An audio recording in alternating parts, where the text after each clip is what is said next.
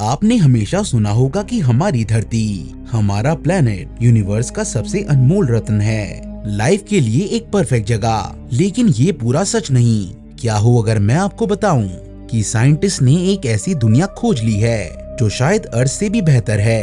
एक अपग्रेडेड अर्थ, एक अर्थ 2.0, एक सुपर अर्थ जो हमें सोचने पर मजबूर करती है कि शायद ब्रह्मांड का सबसे बेहतरीन प्लेनेट हमारा है ही नहीं।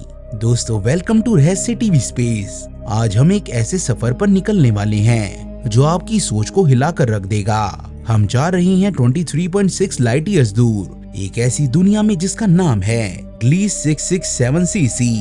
ये सिर्फ एक और एक्सोप्लैनेट नहीं है, ये एक सुपर अर्थ है, एक पोटेंशियल पैराडाइज जो शायद हमारी अपनी धरती से भी बेहतर हो सकती है। तो अपनी सीट बेल्ट बांध लीजिए, क्योंकि आज हम जानेंगे इसके अनोखे स्टार सिस्टम के बारे में, जहां एक नहीं, दो नहीं, पूरे तीन सूरज हैं। फिर हम मिलेंगे हमारे स्टार प्लेनेट से, ग्लीस 667cc से, और साथ ही साथ जानेंगे सबसे बड़े सवाल, ये धरती से ज्यादा हैबिटेबल क्यों हो सकता है। हम इसके पीछे के साइंस को डिकोड करेंगे, लेकिन हर चीज परफेक्ट नहीं होती। हम इसके चैलेंजेस पर भी बात करेंगे। हम जानेंगे कि ऐसी डिस्कवरीज की साइंटिफिक इम्पोर्टेंस क्या है, और आखिर में सोचेंगे कि इस सब का हमारे लिए क्या मतलब है। तो चलिए शुरू करते हैं इस अद्भुत स्पेस जर्नी को। 3 सूरजों का परिवार, द ग्लीस 667 सिस्टम। दोस्तों, जब हम अपने सोलर सिस्टम के बारे में सोचते हैं तो तस्वीर बिल्कुल साफ है। सेंटर में एक अकेला हीरो, हमारा सूरज, और उसके चारों ओर घूमते हमारे 8 प्लैनेट्स। Simple, right? लेकिन ग्लीस 667 का सिस्टम बॉलीवुड की फैमिली ड्रामा मूवी से कम नहीं। यहाँ एक नहीं, पूरे 3 स्टार्स का परिवार है। It's a triple star system. आइए इस फैमिली के मेंबर से मिलते हैं। मेंबर नंबर 1 और 2, ग्लीस 667A और B। इस सिस्टम के सेंटर में एक दूसरे का हाथ थामे नाच रही हैं 2 सितारे, ग्लीस 667A और ग्लीस 667B। ये दोनों के टाइप स्टार्स हैं, जिन्हें हम ऑरेंज ड्वार्फ्स भी कह सकते हैं। ये हमारे सूरज से थोड़े छोटे, थोड़े ठंडे और थोड़े कम रोशन हैं। सोच लीजिए, ये इस परिवार के बड़े भाई हैं। ये एक दूसरे से काफी दूरी पर ऑर्बिट करते हैं, लगभग उतनी ही दूरी पर जितनी दूरी सूरज और यूरेनस के बीच में है। इनका अपना एक डांस चल रहा है, एक कॉस्मिक बैलेट। लेकिन हमारी कहानी का हीरो इन दोनों में से कोई नहीं है। हमारी कहानी का मेन फोकस है इस परिवार के सबसे छोटे, सबसे अलग मेंबर पर, Gliese 667c, the red dwarf. इन दोनों बड़े सितारों से बहुत दूर, लगभग 230 एस्ट्रोनॉमिकल यूनिट्स की दूरी पर, इस परिवार का तीसरा और सबसे इम्पोर्टेंट मेंबर रहता है, ग्लीस 667c। ये एक एम टाइप स्टार है, जिसे हम आम भाषा में रेड ड्वार्फ कहते हैं। और दोस्तों, ये रेड ड्वार्फ्स इस यूनिवर्स के असली सुपरस्टार्स हैं। पर क्यों? आइए समझते हैं। हमारा सूरज एक जी टाइप स्टार, एक विशाल आग के गोले जैसा है, जो बहुत तेजी से, बहुत गर्मी से अपना फ्यूल यानी हाइड्रोजन जला रहा है। उसकी टोटल उम्र लगभग 10 बिलियन साल है, जिसमें से 5 बिलियन साल वो ऑलरेडी जी चुका है, यानी इसकी लाइफ का हाफ टाइम हो चुका है। लेकिन रेड ड्वार्फ स्टार जैसे ग्लीस 667c अलग हैं। वो साइज मैटर्स में विश्वास नहीं रखते। वो हमारे सूरज से काफी छोटे होते हैं, उनका मास भी बहुत कम होता है, और वो बहुत ठंडे होते हैं। उनकी रोशनी भी लाल रंग की हल्की सी ही होती है। लेकिन उनकी सबसे बड़ी खासियत है उनकी उम्र। जहां हमारा सूरज 10 बिलियन साल में अपना फ्यूल खत्म कर देगा, वहीं एक रेड ड्वार्फ जैसे ग्लीस 667c अपना फ्यूल इतने धीरे धीरे किफायत से जलाता है कि वो ट्रिलियंस ऑफ ईयर्स तक जिंदा रह सकता है। ट्रिलियंस, हमारे सूरज से हजारों गुना ज्यादा। जब तक ये सितारा बूढ़ा होगा, तब तक यूनिवर्स की उम्र आज से कई 100 गुना ज्यादा हो चुकी होगी। इसका मतलब है स्टेबिलिटी, एक ऐसा स्टेबल एनवायरनमेंट जो अरबों नहीं, खरबों साल तक एक जैसा रह सकता है। और जिंदगी को पनपने के लिए इससे बेहतर और क्या चाहिए। तो ये है हमारा सेटअप, एक अनोखा ट्रिपल स्टार सिस्टम जो हमसे 23.6 लाइट ईयर्स दूर स्कॉर्पियो कॉन्स्टेलेशन में स्थित है। और इसी सिस्टम के सबसे छोटे, सबसे लंबी उम्र वाले सितारे ग्लीस 667c के ऑर्बिट में घूम रहा है हमारा हीरो प्लेनेट ग्लीस 667cc। तो आइए अब पर्दा उठाते हैं और मिलते हैं ग्लीस 667cc से। इसका नाम थोड़ा टेक्निकल लग सकता है, ग्लीस 667 इसके स्टार सिस्टम का नाम है, सी इसके पेरेंट स्टार का और सी इसका अपना नाम है। पर नाम में क्या रखा है, इसकी खासियत इसके स्टेट्स में छुपी है। सबसे पहले साइंटिस्ट इसे सुपर अर्थ कहते हैं। इसका सिंपल सा मतलब है एक ऐसा प्लेनेट जिसका मास अर्थ से ज्यादा हो लेकिन नेपच्यून जैसे गैस जायंट से कम हो। ये प्लैनेट्स पथरीले होने की संभावना रखते हैं, बिल्कुल हमारी धरती, मार्स या वीनस की तरह। चलिए इसे डिटेल में अर्थ से कंपेयर करते हैं। ग्लीस 667 सीसी का मास हमारी धरती से कम 3.8 टाइम्स ज्यादा है। ये काफी हैवी है। इसका अनुवाद सीधा सीधा ग्रेविटी में होता है। अगर आपका वजन धरती पर 70 किलो है तो ग्लीस 667 सीसी पर आप अपना वजन 115 किलो फील करेंगे। इसका रेडियस यानी साइज धरती से लगभग 1.5 टाइम्स बड़े होने का अनुमान है। तो ये एक बड़ी दुनिया है। यहाँ एक साल कितना लंबा है, अब ये सुनकर आप चौंक जाएंगे।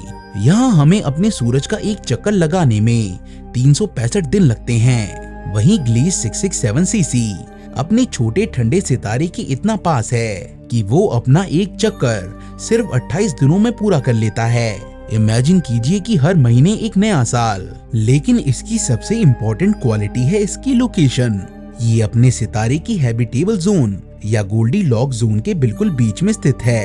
ये गोल्डी लॉक जोन क्या है? ये किसी भी सितारे के आसपास का वो परफेक्ट एरिया है जहाँ ना तो इतनी गर्मी हो कि पानी उबलकर भाप बन जाए और ना ही इतनी ठंड हो कि पानी जमकर बर्फ बन जाए। ये वो जस्ट राइट एरिया है जहाँ पानी लिक्विड स्टेट में प्लेनेट की सतह पर मौजूद हो सकता है। और जैसा कि हम जानते हैं, जहाँ पानी वहाँ जिंदगी की संभावना। हमारी धरती भी गोल्डी लॉक जोन में है, लेकिन हम इस जोन के थोड़े गर्मी वाले किनारे पर हैं। ग्लीस 667 सीसी अपने सितारे के गोल्डी लॉक जोन के बिल्कुल स्वीट स्पॉट यानी सेंटर में है।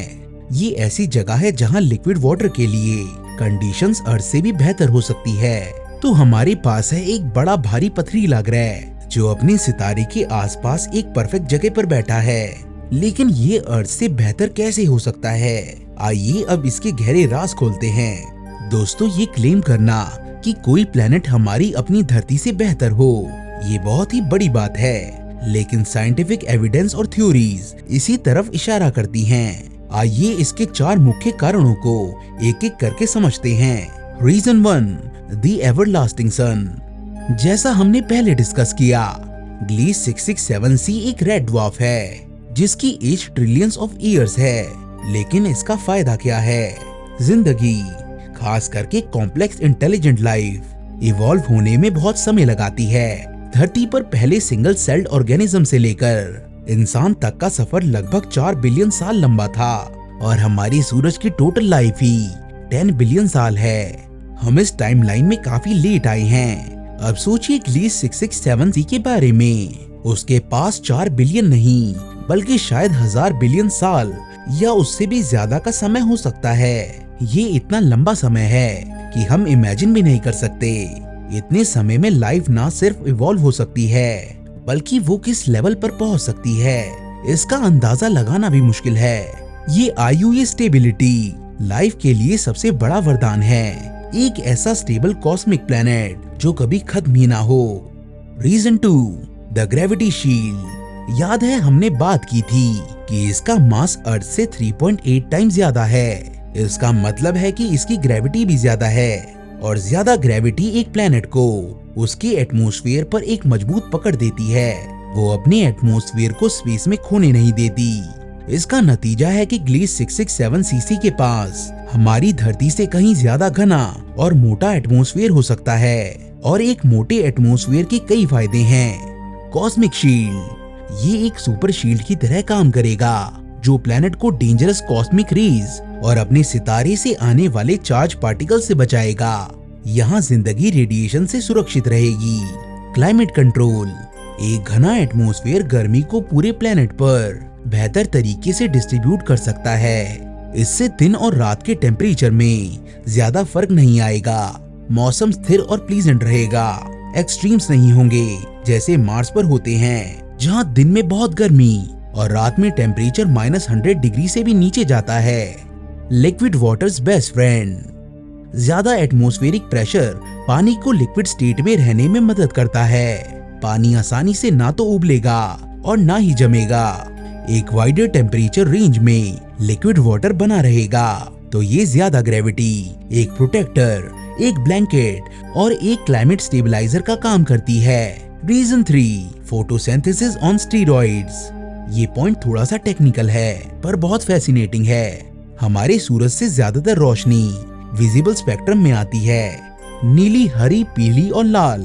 हमारे पेड़ पौधे इसी रोशनी के आदी हैं। क्लोरोफिल जो पत्तों को हरा रंग देता है वो लाल और नीली रोशनी को एब्जॉर्ब करता है और हरे रंग को रिफ्लेक्ट कर देता है। लेकिन ग्लीस 667c एक रेड ड्वार्फ स्टार है जो अपनी ज्यादातर एनर्जी इंफ्रारेड स्पेक्ट्रम में निकालता है।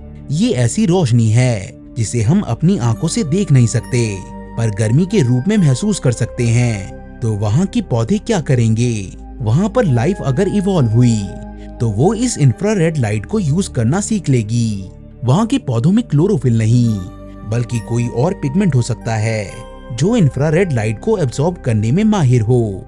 ऐसा करने के लिए उन्हें ज्यादा से ज्यादा लाइट एब्जॉर्ब करनी होगी।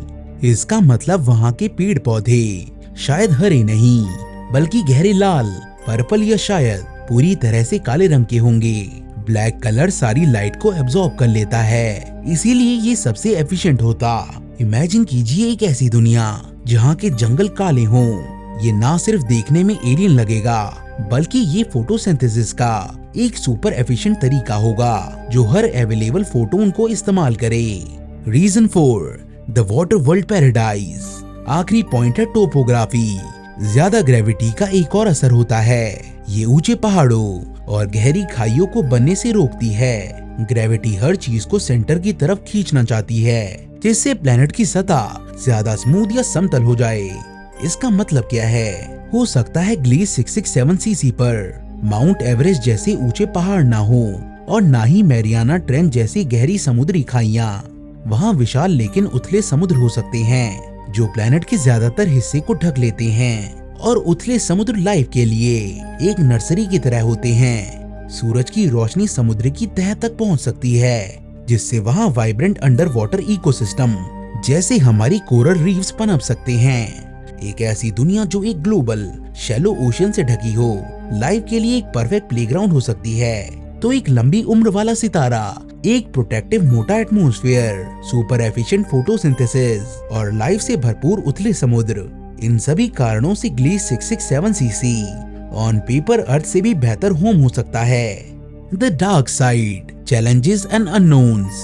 दोस्तों, अभी तक की कहानी एक साइंस फिक्शन ड्रीम जैसी लग रही है लेकिन अब वक्त है रियलिटी चेक का। हर कहानी में एक विलन होता है और ग्लीस 667cc की कहानी में भी कुछ पोटेंशियल विलन्स हैं। हम इस प्लेनेट के बारे में सब कुछ नहीं जानते और जो चैलेंजेस हैं वो काफी सीरियस हैं। Challenge number 1, the tidal lock. Gliese 667cc अपने सितारे के बहुत पास है। इस नजदीकी का एक साइड इफेक्ट होता है जिसे कहते हैं टाइडल लॉकिंग। इसे आसान भाषा में समझते हैं जैसे हमें हमेशा चांद का एक ही चेहरा दिखता है क्योंकि चांद उतनी ही देर में अपनी दूरी पर घूमता है जितनी देर में वो धरती का एक चक्कर लगाता है।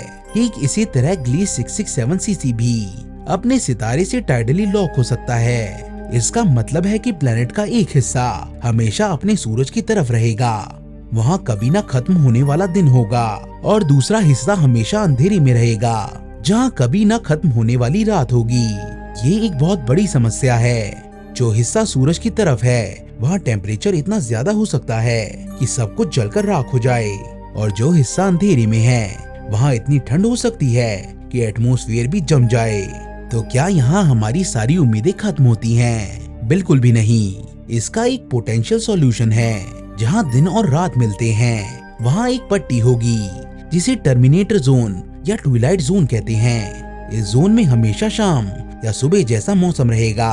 यहाँ लाइफ के पनपने के लिए टेम्परेचर बिल्कुल परफेक्ट हो सकता है। तो अगर वहाँ लाइफ है तो वो शायद इसी ट्विलाइट जोन में एक अंगूठी की तरह पूरे प्लेनेट पर फैली हुई हो। इसके अलावा अगर एटमॉस्फेयर काफी मोटा है तो वो हवाओं के जरिए गर्मी को डे साइड से नाइट साइड तक ले जाकर पूरे प्लेनेट का टेम्परेचर रेगुलेट कर सकता है। Challenge number 2, the red dwarfs temper tantrums. Red dwarfs खासकर जब वो जवान होते हैं बहुत गुस्से वाले होते हैं। वो अचानक बहुत पावरफुल स्टेलर फ्लेयर्स फेंकते हैं। ये फ्लेयर्स इतने शक्तिशाली होते हैं कि वो अपने पास के प्लेनेट के एटमॉस्फेयर को छील कर स्पेस में उड़ा सकते हैं और उसकी सतह को डेडली एक्सरे रेडिएशन से नहला सकते हैं। ये लाइफ के लिए एक डेथ सेंटेंस है। तो क्या ग्लीस 667cc सेफ है? इसका जवाब है शायद। ग्लीस 667c एक पुराना शांत रेड ड्वार्फ लगता है जहाँ फ्लेयर्स अब कम हो गए होंगे। इसके अलावा अगर इसके प्लेनेट के पास धरती की तरह एक मजबूत मैग्नेटिक फील्ड और एक मोटा एटमॉस्फेयर है तो ये इन फ्लेयर्स के खिलाफ एक डबल लेयर प्रोटेक्शन की तरह काम कर सकता है। लेकिन ये सब अभी सिर्फ थ्योरीज हैं। We haven't actually seen it. ये सबसे बड़ा और सबसे इम्पोर्टेंट पॉइंट है। हमने ग्लीस 667cc को कभी डायरेक्ट देखा ही नहीं। हमारे पास इसकी कोई फोटो नहीं है तो हमें इसके बारे में पता कैसे चला? एक इनडायरेक्ट मेथड से, जिसे रेडियल वेलोसिटी मेथड कहते हैं। जब एक प्लेनेट अपने सितारे के चक्कर लगाता है तो उसकी ग्रेविटी सितारे को भी थोड़ा सा खींचती है, जिससे सितारा अपनी जगह पर हल्का सा वॉबल करता है। हमारे टेलीस्कोप इसी वॉबल को डिटेक्ट करते हैं और उससे प्लेनेट के मास और ऑर्बिट का अंदाजा लगाते हैं। इसका मतलब ये है कि हमने जो भी बातें की हैं, इसका साइज, मास, टेम्परेचर या फिर एटमॉस्फेयर, ये सभी मॉडल्स कैलकुलेशन पर आधारित हैं। क्या वहाँ सच में पानी है? क्या वहाँ एटमॉस्फेयर है? उसका कंपोजिशन क्या है? क्या वहाँ मैग्नेटिक फील्ड है? इन सवालों का पक्का जवाब अभी हमारे पास नहीं, बल्कि कुछ सालों पहले तक तो इस प्लेनेट के अस्तित्व पर भी साइंटिफिक कम्युनिटी में बहस चलती रही।